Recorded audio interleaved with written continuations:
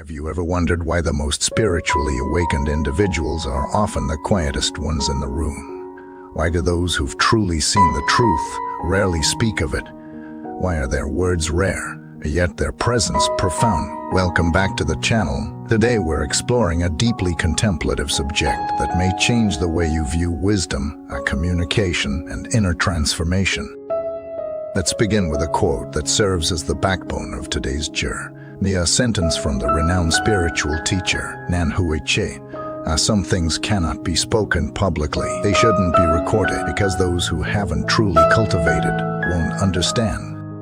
At first glance, it might sound elitist, but when we unpack it, we find something powerful and humbling. The deeper the wisdom, the less it needs to be spoken. Why? Because real realization is experiential. It's lived, not echoing. It's embodied, not debated.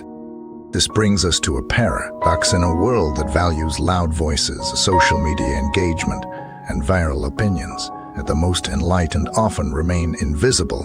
They walk among us like shadows, silent, gentle, observing. Let's take a journey back to ancient China, to a time when monks practiced in remote forests and snow-covered peaks. One such monk was Master Hans Hun, a figure of poetic brilliance and spiritual austerity. He once asked his companion during a meditation retreat, "The rushing water is disturbing my mind. How do I quiet it?" His companion replied, "The noise is not out there, it arises from within." With that simple line, Hans Hun began to meditate at the very edge of the noisy stream, until one day he stopped hearing the noise altogether, not because the water ceased, but because his mind did. That's the kind of understanding that can't be taught in words. You have to experience it. You have to be disturbed by the noise, wrestle with it, meditate through it, and then one day find silence not in the world, but within yourself. This is why true practitioners are often silent. Because once they reach that state, what can they say? How do you explain to someone what it's like to transcend thought? How do you describe emptiness to someone still clinging to form? If you try, your words become riddles, and that's why masters of the past, especially in Chan Buddhism, often resorted to paradox, silence, or even shouting to provoke awakening, and not emptiness. I remember once reading about a master who sat through a lecture filled with abstract, lofty words. At the end, he simply asked, but what does your heart feel?" The room went silent. Because real practice is not about intellectual stimulation, it's about transformation. Another reason for this silence is responsibility.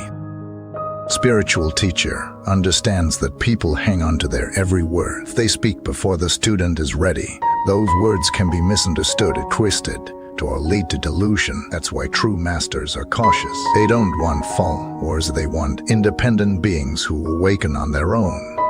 In fact, Nan Hui-che once said, "Spiritual experiences are like fire. If handled by a child, it can burn the house down." That's why many spiritual truths are kept private, not to gatekeep, but to protect. You see, early in practice, people crave the experiences and visions, lights, sounds. They want the extraordinary, but seasoned practitioners know these are distractions, attachments in disguise, because the real fruit of cultivation isn't supernatural stability, clarity, compassion. And those can't be described, only life. Let me share another story. A young man once visited a monastery hoping to become a disciple of a famous master. He said, "I've read over 100 books on Zen. I can quote every sutra and ready to awaken." The master looked at him and asked, "What did you eat for breakfast?" The young man was confused. "I'm in Kandia." "And where is the kanji now?" The master asked. "In my stomach and digested it."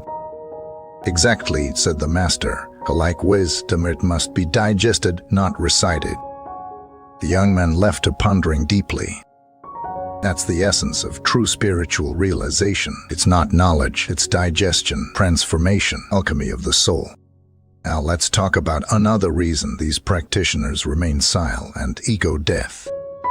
When someone truly reaches a state of awakening, the need to be heard dissolves. They don't need to impress. They don't need validation. They don't feel superior. They become rivers, a deep, quiet, nurturing, flowing silently, expecting nothing.